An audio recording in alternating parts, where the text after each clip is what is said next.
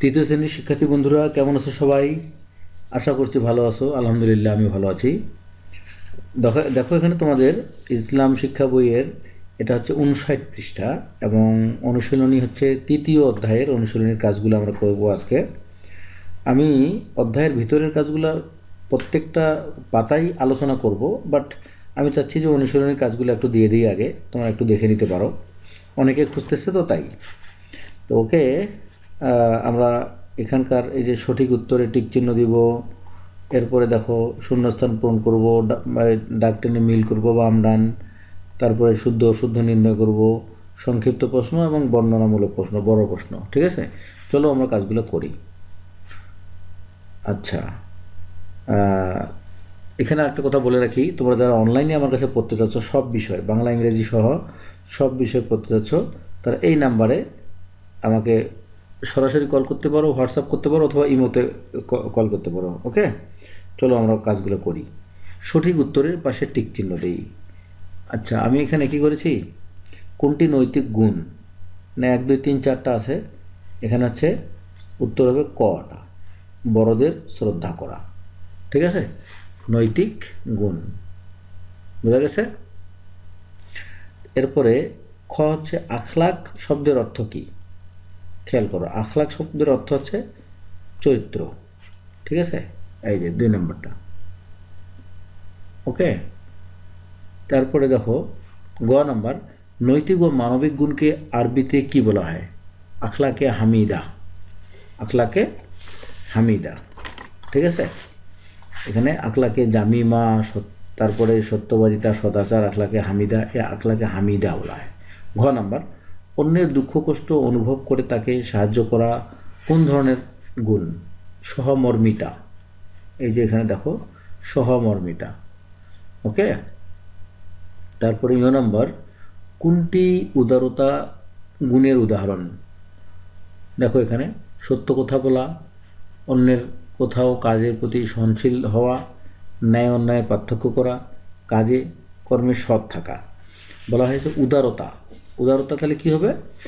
যে অন্যের কোথাও কাজের প্রতি সহনশীল হওয়া, এটাই হচ্ছে উদারতার উদাহরণ। ঠিক আছে, তারপরে চ নম্বর, দেশের উন্নয়নের জন্য যারা যার যার দায়িত্ব সঠিকভাবে পালন করে করাকে কি বলে? কি বলে বলো তো? দেশপ্রেম, সদাচার, উদারতা, সহমর্মিতা। অবশ্যই দেশপ্রেম, তাই না? এবার শূন্যস্থান পূরণ করি। ক নম্বর, আখলাকে ড্যাশ ক্ষতিকর। আখলাকে জামিমা হচ্ছে ক্ষতিকর, খারাপ চরিত্র যেটা। খ নম্বর, মোহাম্মদ সাল্লাম বলেছেন, আমি ড্যাশ চরিত্রকে পূর্ণতা দানের জন্য প্রেরিত হয়েছি। উত্তম চরিত্রকে পূর্ণতা দানের জন্য। গ নম্বর, মহানবী সাল্লাম ইয়াতিম শিশুদের প্রতি ড্যাশ ছিলেন। কী ছিলেন? সহমর্মী ছিলেন। ঠিক আছে, দয়াশীল ছিলেন। মানুষকে ক্ষমা করা এবং পরোপকারী হওয়াও কি? এটা হচ্ছে উদারতা। দেশপ্রেম হলো ড্যাশ দেশকে ভালোবাসা, নিজের দেশকে ভালোবাসা। আচ্ছা, হজরত মুহাম্মদ নিজের দেশকে ভালোবাসতেন। ঠিক আছে, এবার দাগ টেনে আমরা মিল করব। সমাজে আমাদের কিছু নিয়ম ও নীতি, দেখো এটার সঙ্গে তাহলে কোনটা যাবে? এই যে মেনে চলতে হয়। এরপরে দেখো আখলাকে জামিমার উদাহরণ হলো এই যে কুড়িয়ে পাওয়া জিনিস ফেরত না দেওয়া, খারাপ চরিত্রের উদাহরণ। সহমর্মিতার উদ্দেশ্য হলো মানুষের দুঃখ কষ্টে দরদি হওয়া। ঠিক আছে, মহানবী সাল্লাম ভিন্ন ধর্মের লোকদের প্রতিও উদারতা দেখিয়েছেন। মহানবী সাল্লাম বারবার মক্কার দিকে তাকাচ্ছিলেন আর বলছিলেন, হে মক্কা, আমি তোমাকে ভালোবাসি। পড়ালেখা করা আমাদের প্রধান দায়িত্ব। ঠিক আছে, এবার শুদ্ধ অশুদ্ধ নির্ণয় করি। আখলাকে জামিমা হলো আমাদের নৈতিক ও মানবিক গুণ, এটা হচ্ছে অশুদ্ধ। সহমর্মিতার মাধ্যমে অসহায় মানুষের সমস্যার সমাধান হয়, এটা শুদ্ধ।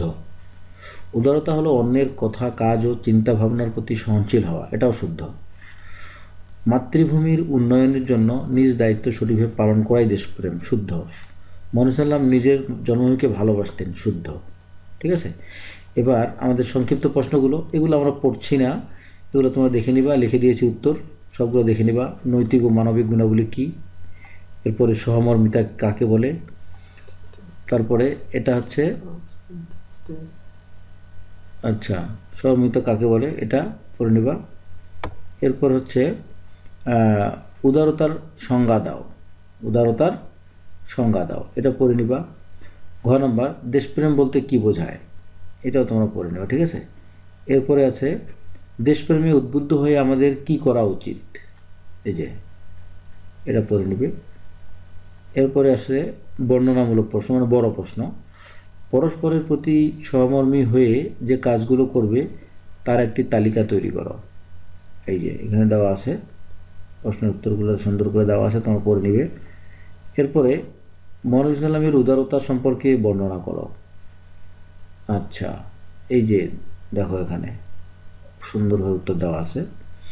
মহানবী সাল্লামের দেশপ্রেম সম্পর্কে বর্ণনা দাও, ঠিক আছে।